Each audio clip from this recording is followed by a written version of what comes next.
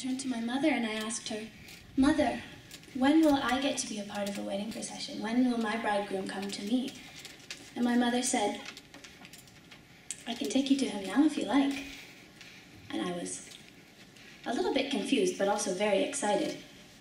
She led me to a room in our house where we had a beautiful murti of Sri Krishna.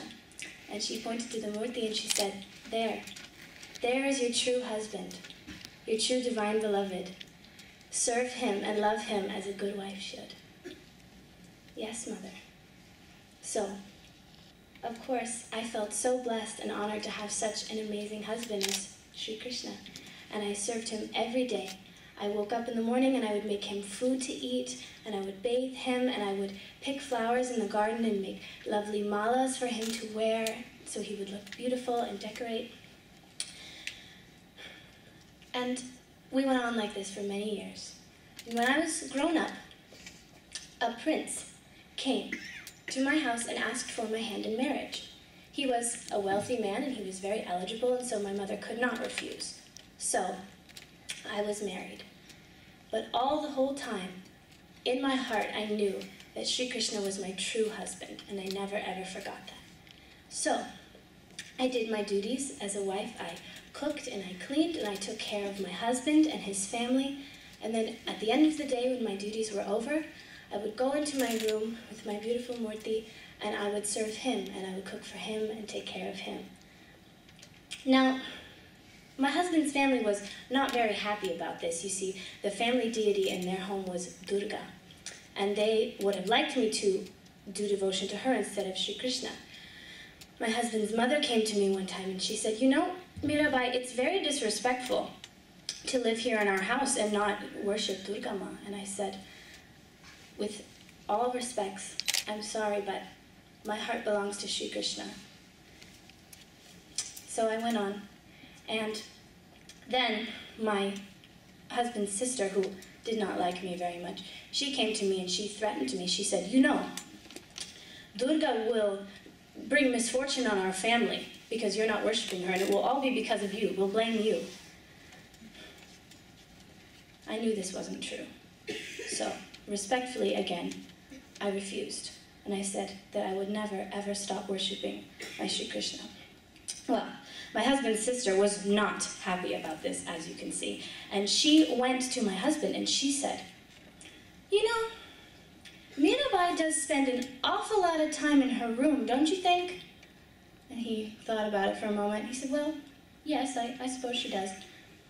You know, sometimes I overhear her reciting love poems and singing love songs.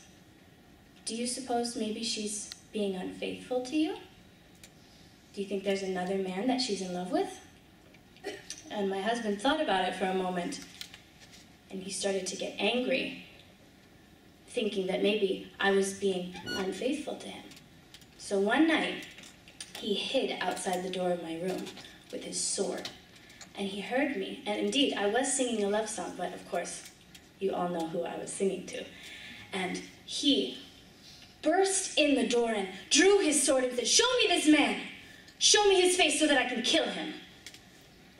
And I was very confused. I had no idea what the heck he was talking about. And I turned to my Sri Krishna and I said, here's the one who stole in my heart, and try as I might, I cannot get it back. I'm sorry." And he looked at the murti and he looked at me and he understood, but I think he thought I was a little bit pagal. And so, respectfully though, he built a temple for me to do my devotion in and sing my kirtans in. When I was singing at the temple, news of the satsang began to spread throughout the land, and the Mughal Emperor Akbar heard of the satsang and he was very intrigued and he wanted to come and hear my kirtans. But of course, my husband and his family hated the Mughals with a passion, and so he disguised himself as a sadhu, and he came and he sat in my satsang, and he was so enthralled by the love that all of the devotees felt for Sri Krishna, and he came up to me at the end of the satsang. Of course, I did not know who he was. He was in very humble orange clothing, and he said, "Didi, may I offer you something to give to Sri Krishna? And I said, of course I can't accept anything that, is offered in Sri Krishna's name. So he said, then let me only just touch your feet. So he touched my feet and he left quietly. Now, there were some people in the temple who were spies of my husband's house, and they took the news to him right away. They said, do you know that Mirabai, they had figured out that he was really a butt in disguise. And they went to my husband and they said, do you know that Mirabai let a Mughal touch her feet? My husband was furious. He called me to him and he said, how dare you? How dare you let those horrible people touch your feet? You are unworthy. You may not live here anymore. Go and drown yourself in the river. I folded my hands. I was confused. I did not know what I had done. But I was respectful and I did as I was told. It was a very cold day, and so I wrapped my shawl around me as I walked, and I was scared and I was upset. And I got to the bank of the river and I looked down at the waves that had been made very strong by the winds that were blowing, and I folded my hands and I asked Sri Krishna, please help me. I don't know what to do. And just as I was about to jump into the waves, I felt a strange warmth inside me, in spite of the cold. And I felt a warm presence around me, and a beautiful fragrance filled the air, and just as I was about to fall, a strong arm caught me and pulled me back. I was startled, and I turned around to see that it was none other than my beloved Shamsundar, smiling down at me. And he embraced me and he said, Mira Bai, my beloved, you don't need to feel sad anymore. You're safe, and you are mine forever. Go to Vrindavan and always sing my name. I did not know what to say, and he disappeared. But I could still feel his presence so strongly in my heart, and I could feel his presence around me all the time. And I did what he told me to do. I wanted to do nothing else. So I walked to Vrindavan, singing Krishna's name all the time. As I was there in Vrindavan, I was welcomed with open arms by all the people there, because they're all very devotional and they love Krishna very much. And so they were so happy to have someone who could sing Krishna's bhajans in their temple. So I was, made to sing at the temple, and I was very happy. Now, the news of the satsang here was spreading far and wide, and it also got to my husband, the prince. And when he heard that I was still alive and had not indeed drowned in the river, instead of being angry, he felt a lot of remorse in his heart for what he had done. And he made a journey all the way to Vrindavan, and he came to the temple where I was singing, and he fell to his knees, and he asked for my forgiveness. Of course I forgave him. He had only acted out of ignorance. And so he asked me to return with him and be his wife again, and of course I agreed, and we went back. And he allowed me to do devotion freely as I pleased, and we were very happy for many, many years.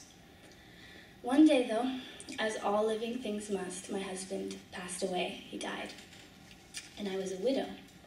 And it was customary that the woman should go on the funeral pyre with her husband after he died. And so my husband's brother came to me and said, Mira Bai, you'll be joining your husband on the funeral pyre, correct?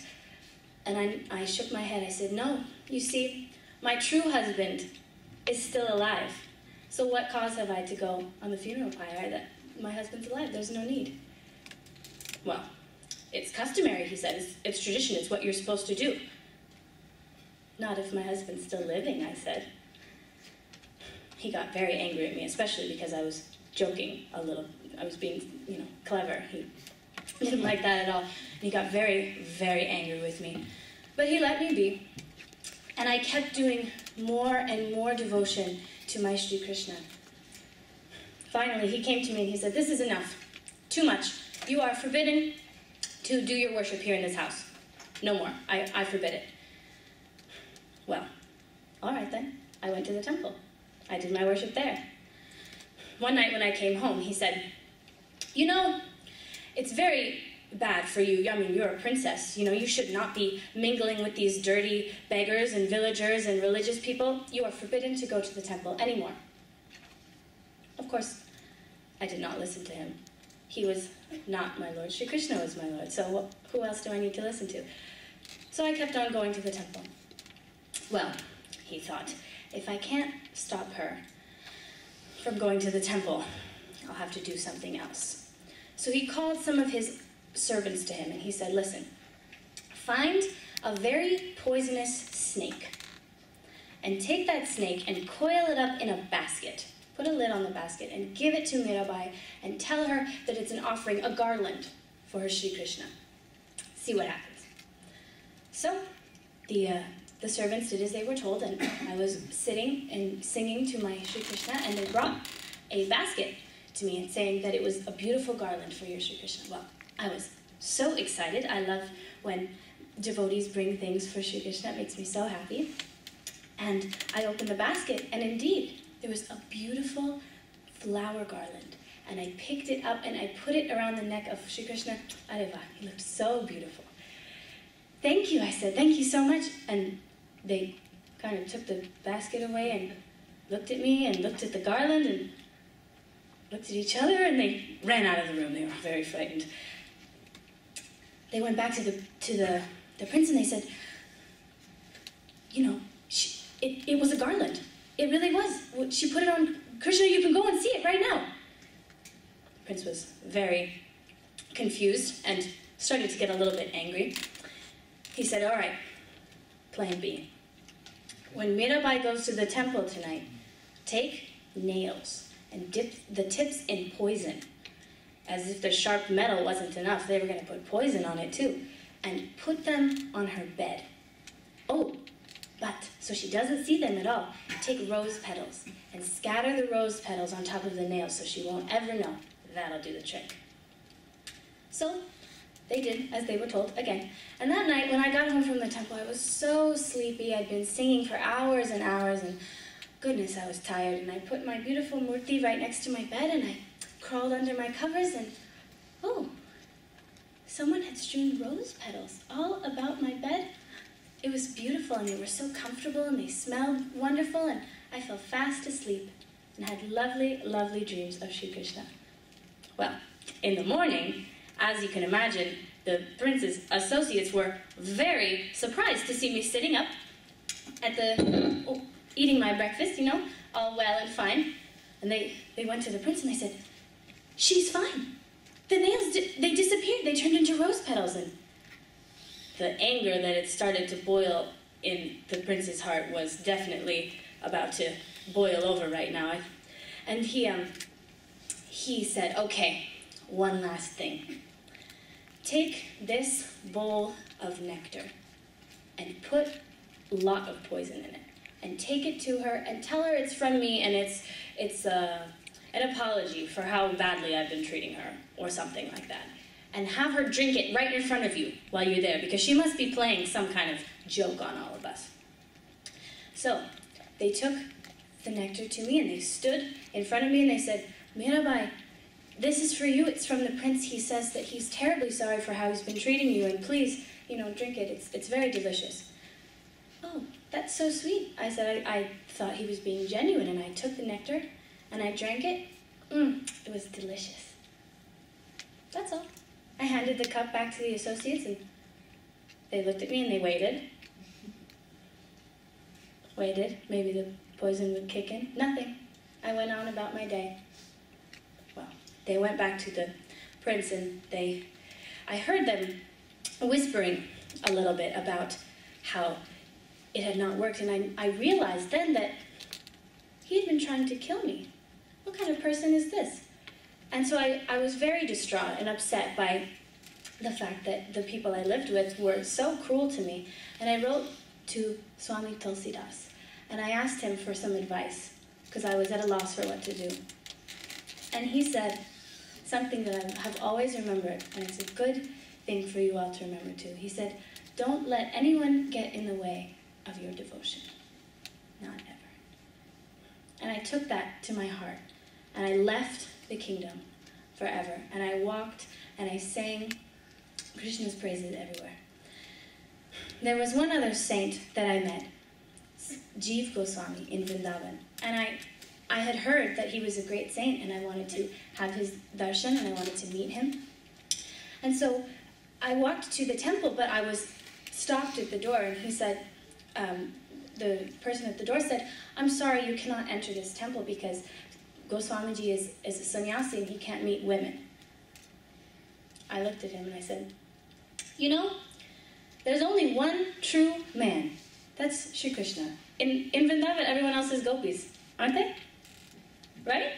So who of us is an actual man? Yes?" And he looked at me, and I was let into the temple, and I was let to sing there as well. And from then on, I've been always singing the praises of my beloved Shri Krishna. And if you like, we can do some kirtan now. Would you like that? Yeah. Does somebody have a dholak? Okay. And while we sing, just hold Shri Krishna very, very deeply in your heart. He's your true beloved, your true friend, your true everything. So hold him close and feel his presence near you, and we'll do some kirtan. Krishna Govinda Govinda Gopala,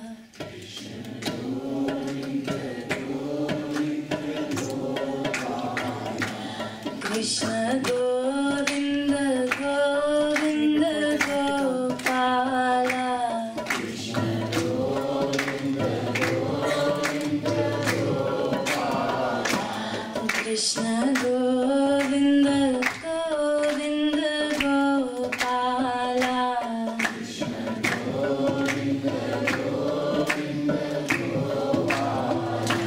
Krishna Govinda Govinda Gopala, Krishna Govinda Govinda Gopala,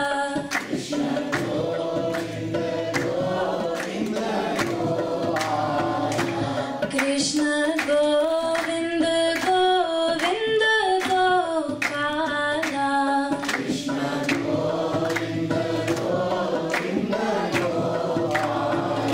Krishna Govinda Govinda Gopala, Krishna Govinda Govinda Gopala,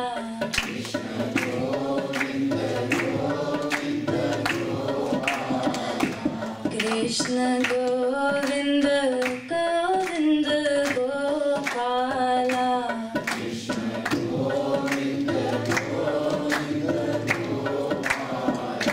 Krishna Govinda Govinda Gopala, Krishna Govinda Govinda Gopala, Krishna Govinda Govinda Gopala,